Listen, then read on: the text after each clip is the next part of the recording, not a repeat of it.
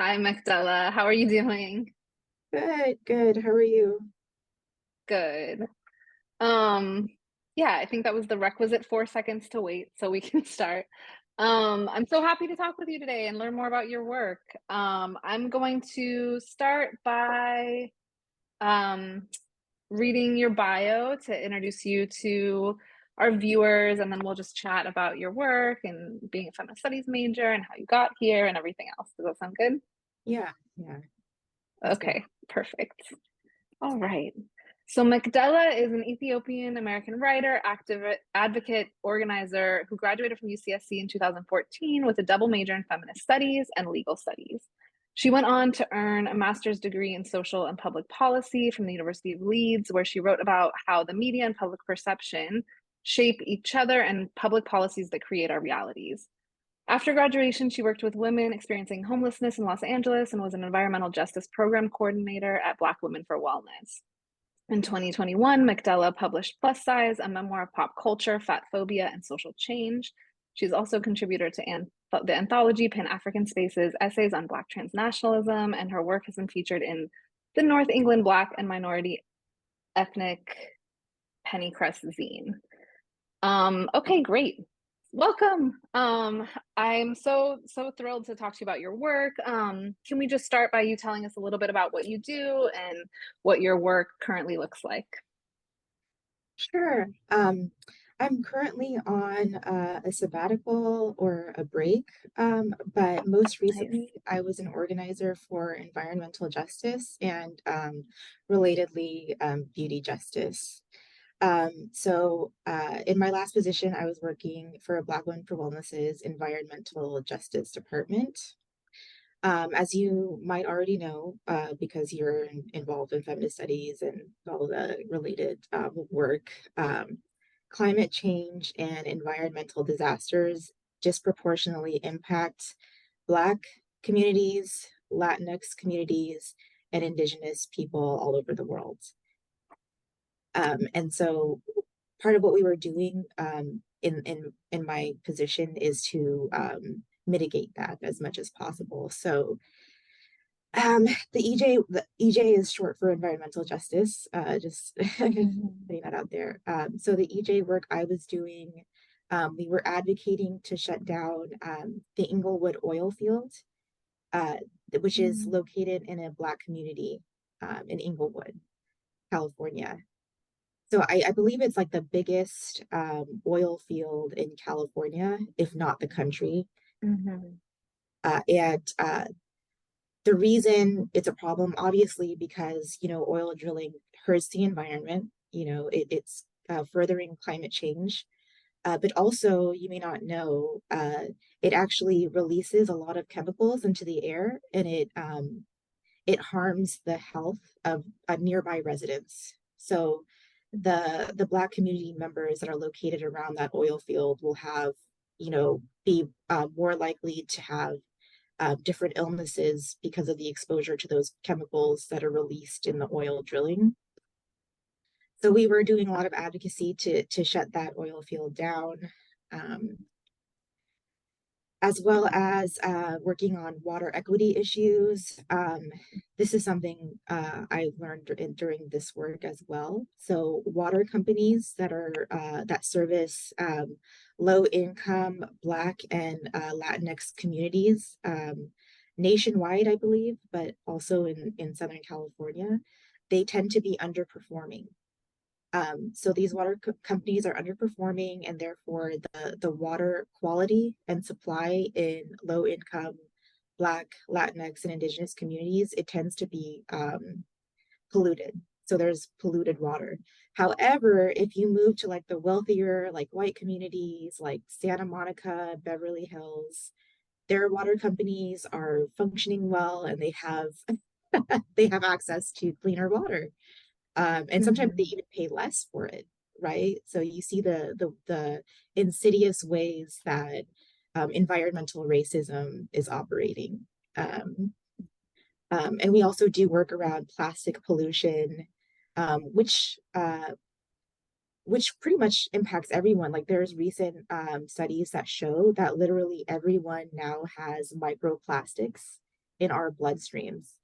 And that's because of not only plastic production, the chemical plants producing plastic, releasing toxins into the air, but it's also because like just even plastic water bottles, like people don't realize the plastic from the water bottle is leaching into the water.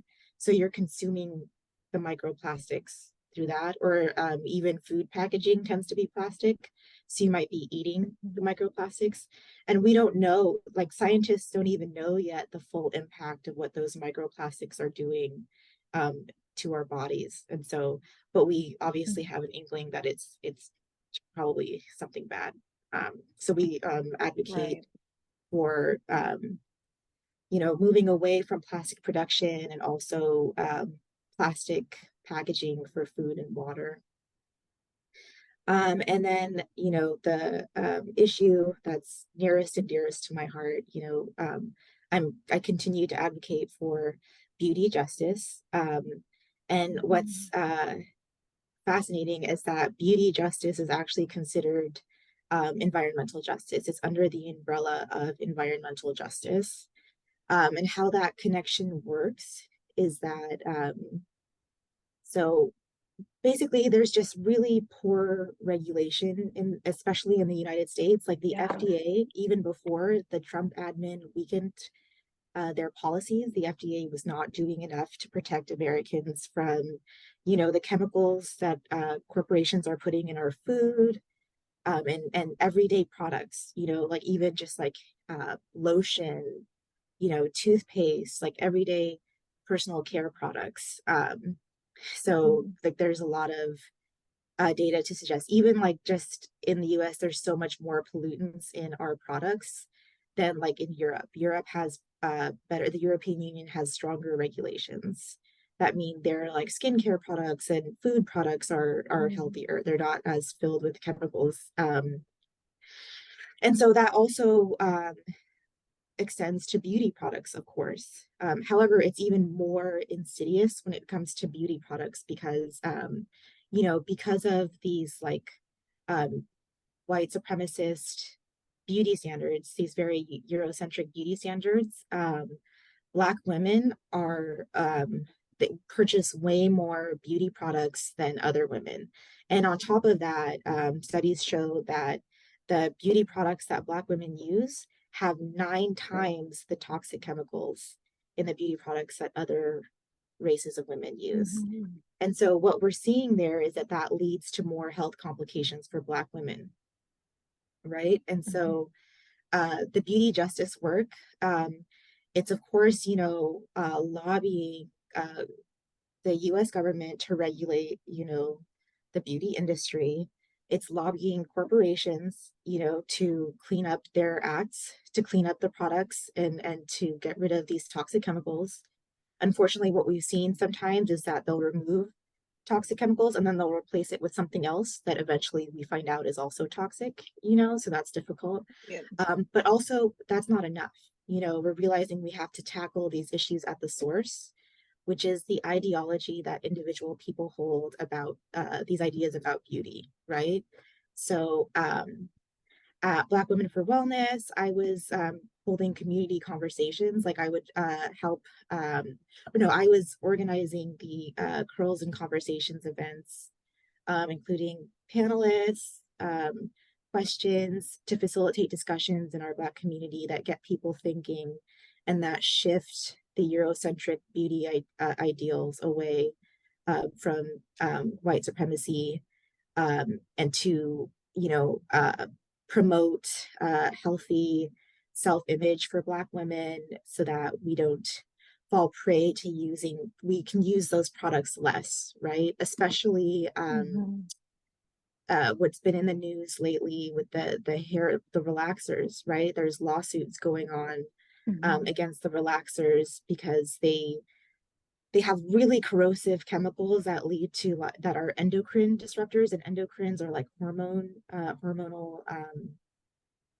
producing mechanisms, and when your endocrines are disrupted, like that can lead to cancer, like uterine cancer, fibroids, breast cancer, And these are things that hair relaxers lead to. So we're advocating for like the move away, kind of like the natural hair movement, like moving away from hair Mm-hmm. relaxers for Black women. This, and also there's like skin lighteners. As far as we know, that wasn't as prevalent in the Black community. Skin lighteners are actually used more Mm-hmm. in the global South, you know, outside of the US. So like more in like Latin America or Africa and Mm-hmm. Asia. But sometimes we do have immigrant populations that come here, and there is like a booming market for skin lighteners, even in the US as well. And so, you know, and those skin lighteners are toxic. They have things like mercury in them, which are, it's literally poison, right? Mm-hmm. Like too much concentration of these like chemicals can literally kill you because it's fatal, you know? So, Right.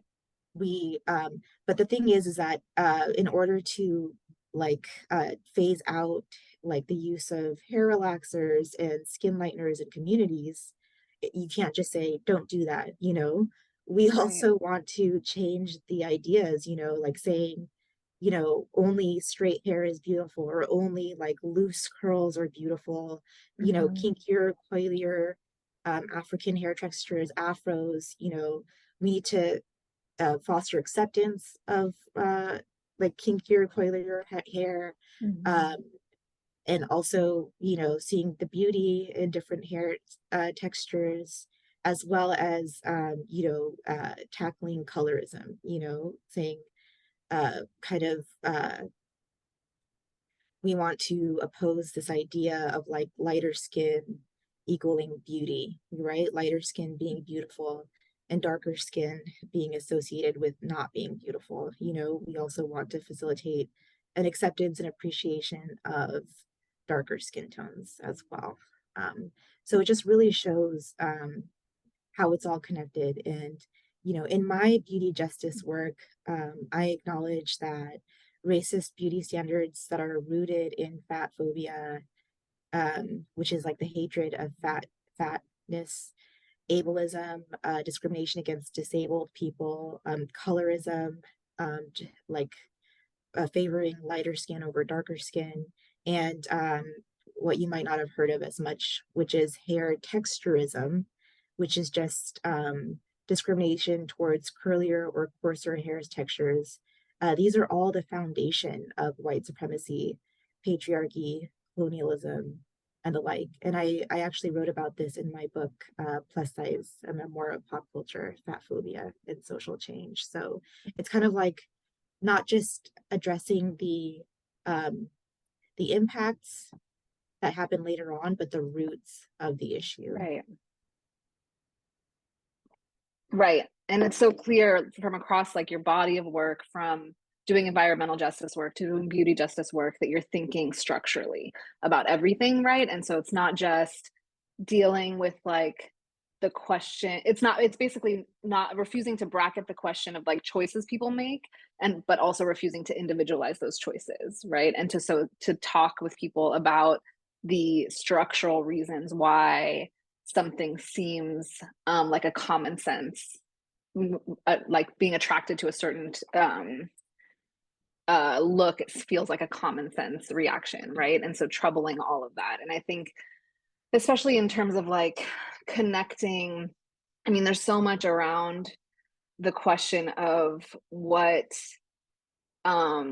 thinking about products, thinking about beauty products is and does, right? Because, and what you're flagging is not just thinking about from a sort of holistic body perspective, right? Like thinking about what we're putting in or on our bodies, but also thinking about like what those companies are involved in, right? What other kinds of practices those companies are involved in. So like I work on Palestine, and there is a lot of movement work around beauty products, and thinking about like what each company, like what kinds of state practice and state violences each company might or might not be involved in, right? So I think what I appreciate so much about your work is like the refusal to isolate these things as different, right? The refusal to have like, oh, the question of like why certain things are perceived as beautiful is a different question than what the companies are doing to our bodies, which is a different question than what the companies are doing to the environment, right? Like you're insisting that all of that needs to be analyzed in the same intellectual and analytic and political frame. Absolutely. Yeah. Yeah. And so that can transition us into like a conversation of how you got started in this work, right? And so I think especially in feminist studies at Santa Cruz, there's a lot to think about and talk about in terms of where we learn these where we learn how we practice, how we understand doing this kind of prismatic structural research, right? That looks at all of these in the same analytic frame. So can you talk a little bit about the kind of your entry into this work and how it coincides with your work as a feminist studies major when you were here? Sure. Yeah, so I first got started my sophomore year. I was already majoring in legal studies um, because at the time I was going to be pre-law. But I really think Mm-hmm. majoring in feminist studies changed the trajectory of my career and what I ended up doing later. And how that happened was I was just filling my GE, general education requirements. And so I took a class with Professor Felicity Schaefer Graviel, and it was called Race and Gender Formations in the US. So I was just kind of curious. So I just took that as a GE, and then I was just blown away by it. Like the material um, was just so innovative and refreshing, and also it was so relevant and timely. And I also identified so much with it because I felt like it reflected my experiences, as a racialized woman in the US. And so it really sparked a passion in me. And that's when I decided to double major in feminist studies along with legal studies. And I took a lot of like, race and gender courses, but I actually chose to do the sexuality studies concentration because I really wanted to Mm-hmm. learn more about how it all related to gender and sexuality. Mm-hmm. That's amazing. Yeah, so I was also an undergrad in feminist studies at Santa Cruz. I went to Santa Cruz 2000 to 2005, and majored in feminist studies and literature and racial and gender formations in the U.S. That was Gina Dent taught it that year, and that was my first class in the major. And then I declared my major, double major after that as well. And then when I came back as faculty, racial and gender formations in the U.S. was the first class I taught as faculty too. And so it's been amazing to watch. It's amazing to watch what happens in that class, right? Because so many people come to that class, and oftentimes it's the first, it's like the introduction to being able to understand race and gender and sexuality and class as subjects of analysis in a classroom setting. And so it like not only like legitimizes that research, but also gives students an understanding of like the huge bodies of work, right? And the bodies of scholarship that are a new resource to them, right? And I think that it does.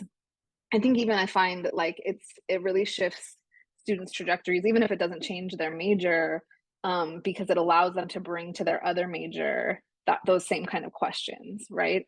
And so it's so like it's such a fruitful conversation to think about the way that class changes course, and also just to think through like, so you took that class and then it led to a series of other classes and um allowed you, I'm sure, to sort of pursue those questions in more depth, right?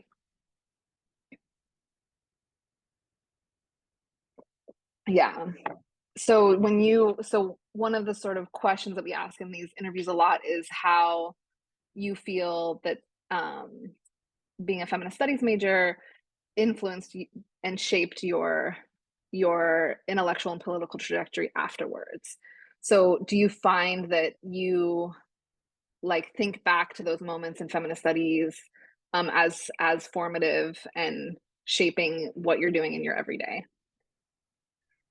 Absolutely. I attribute majoring in feminist studies to leading me to become a community organizer. I don't think I would have become an organizer or even had any experience in organizing otherwise. Um, it just showed me like the importance of that work. by giving me like the intellectual grounding and praxis, that I feel that I was able to use that, to help my communities, right? I use that Mhm. praxis and grounding, um, and brought it into my organizing work for the greater good of my communities, but also seeing how that impacts society at large, right? Because when the most Mhm. marginalized people are safe, everyone's quality of life improves. And that's something people don't realize, right? Because, of course, like I think the instinct for privileged people is to like hold on to their privilege as tight as possible. Like, this is helping me. I can't let go. If I let go, things are going to be bad for me. Like, I'm going to lose all of my, you know, all of what makes me, or something, or maybe Mhm. I'm not even that special. And if I lose my privilege, there'll be nothing left for me to value myself by. Mhm. But you know, people don't realize that, it may not seem like it, that like by giving up that privilege, but you're also helping yourself as well, right? Because Mhm. everyone, when the people at the bottom rise, everyone rises, right? So Mhm. something I learned as a community organizer um, in LA was about how, you know, public policy works, like how the US people, even the wealthiest white people, the most privileged people, they have a lower life expectancy than the wealthiest white people do in certain countries in Europe. And the reason why was because of wealth disparity, because the US has such a huge wealth disparity, no social infrastructure, no social care net, the poorest people are suffering the most. The ill health of the poorest people due to wealth disparity and other marginalizations, it's actually harming the health of the wealthiest, most privileged white people as well. And that's why, Mhm. so like, injustice harms everyone. So when you look at European nations that have more robust social welfare nets that take care of their poor, the immigrants, the marginalized way more, everybody benefits. The health of everybody, the longevity, the the mortality rate goes down for everybody, and people have longer lifespans, right? So that's like a an example of how helping the most marginalized helps everyone. And so I've organized for affordable housing, immigrants' rights, women's rights, racial justice, environmental justice, beauty justice, and more by this point. Mhm. Mhm.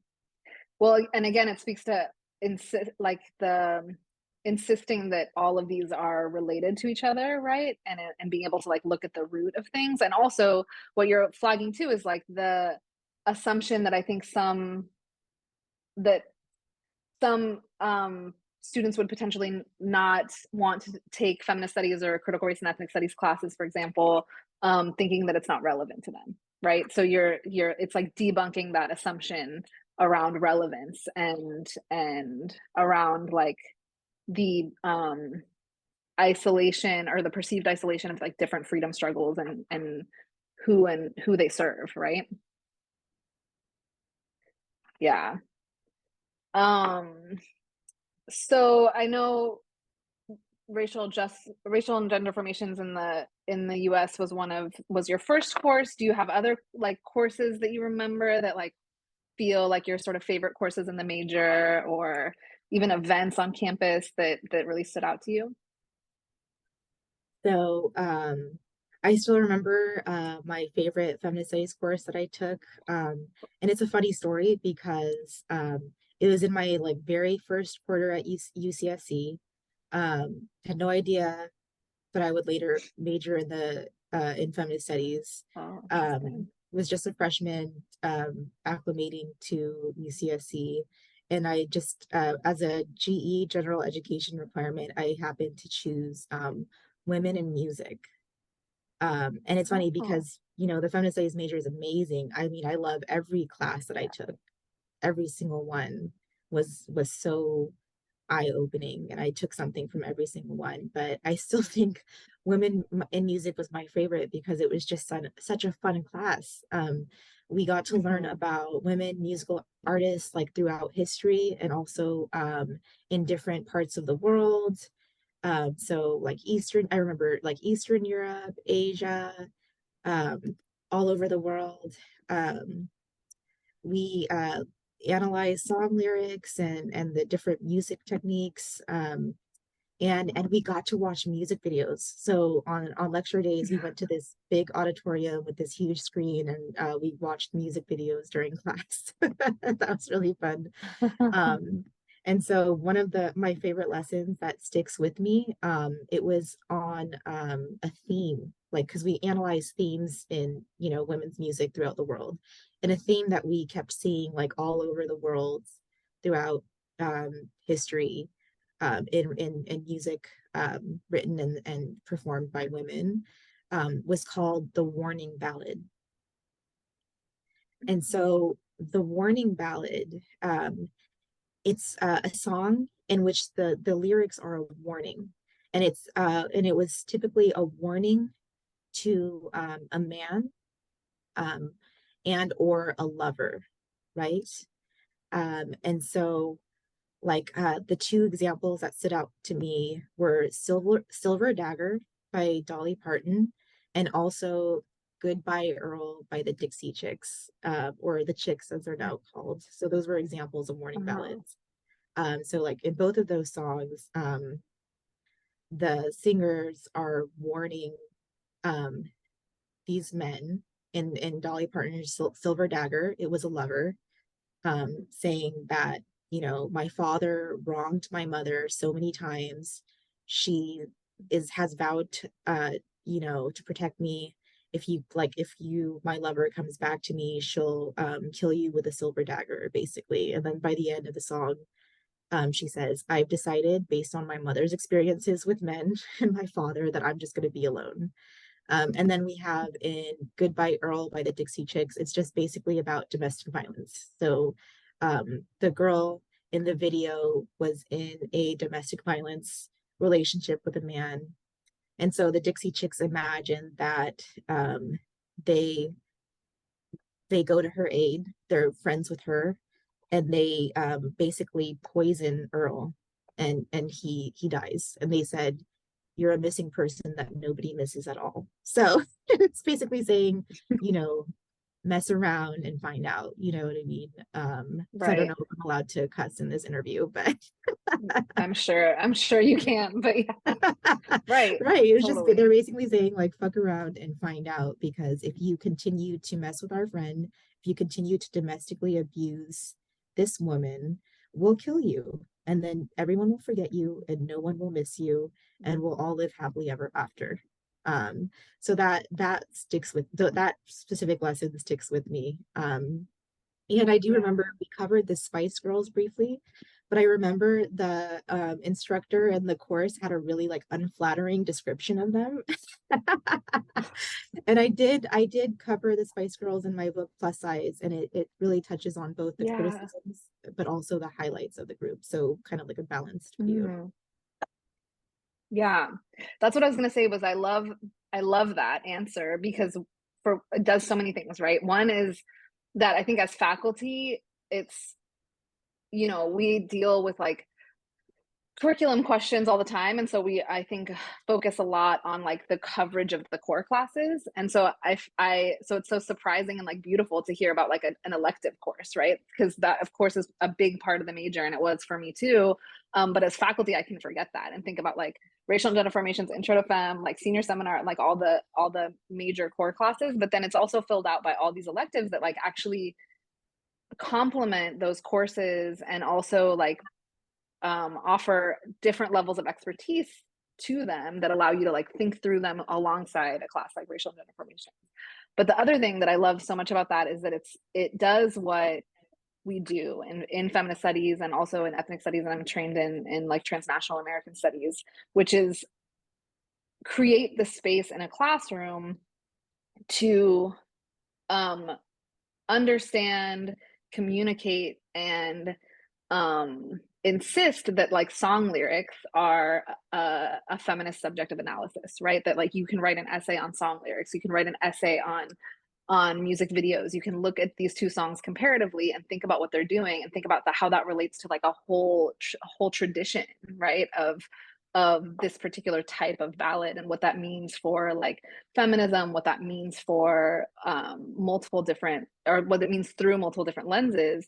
And I think that that's one thing that happens a lot in my classes, that when students are introduced to either major, either feminist studies or ethnic studies for the first time, is they say things like, I didn't think that I could study like TV, like an episode of TV, and like or a song or a music video or like a different kind of cultural text, and study it critically, to not just because it's like entertaining and fun, but because it also tells us something about like broader, like racialized and gendered operatives at work, right? And so to think about like to think about the way that a class like that is on the one hand like fun because of what you're studying, but is also affirms what you do in your book, right? Which is looking at different moments of cultural production and asking what they tell us, and asking and like bringing questions to them. And I appreciate too what you're saying about the Spice Girls, because it's also about like thinking through like nuance, thinking through like what the critiques reveal, and also like what else is going on in the whole scene of a performance like that. Yeah. Yes.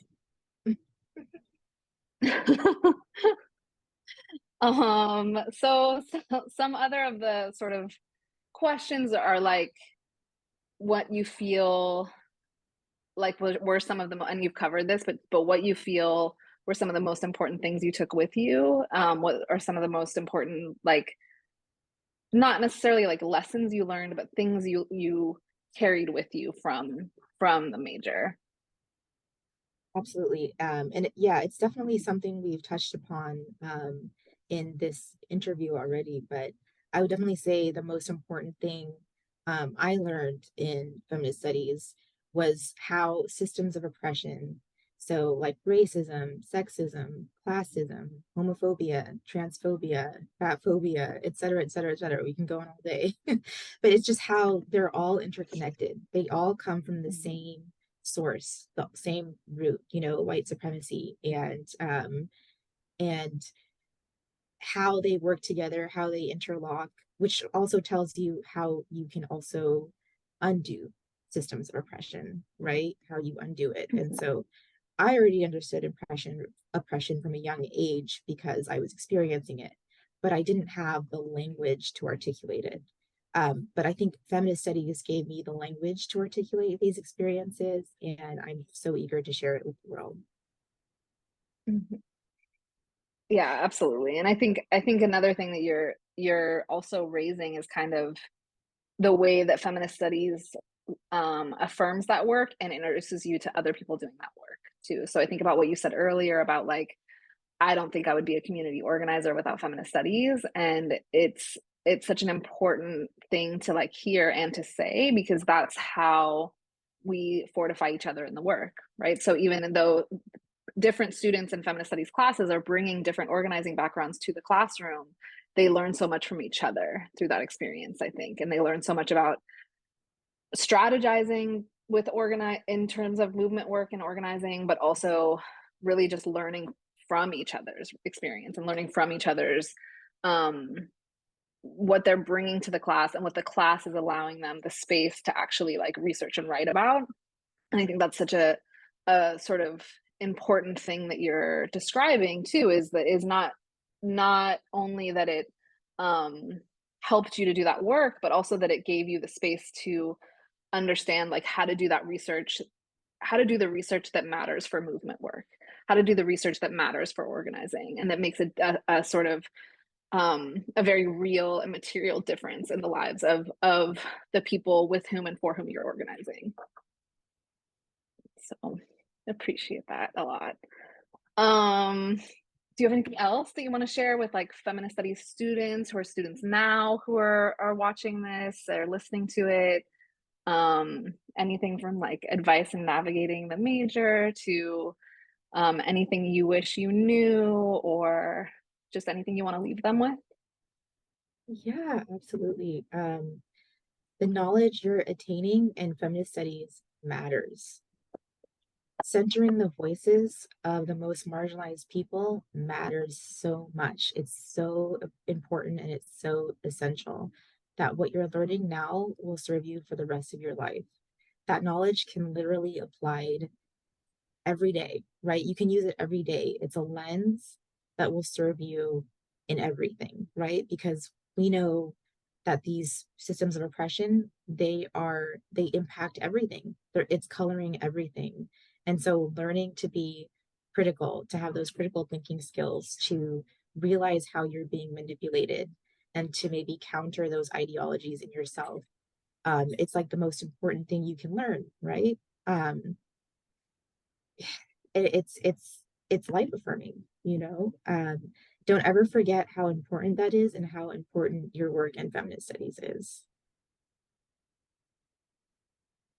That's so beautiful. That's so important for them to hear, and for us as faculty to hear, and also to remember. I think it serves as a really good reminder to know that it's like affirming on so many different levels, right? Affirming on their level as a student, affirming on in terms of their organizing work, affirming in terms of what they do during their 4 or 5 years on campus, and what they're able to do after, and how so much of what we do in the classroom matters um, in the classroom space and beyond it. So I appreciate that so much. I'm sure everyone will appreciate it so much, and I'm really grateful to be able to talk to you more about your work and have this conversation. Thank you.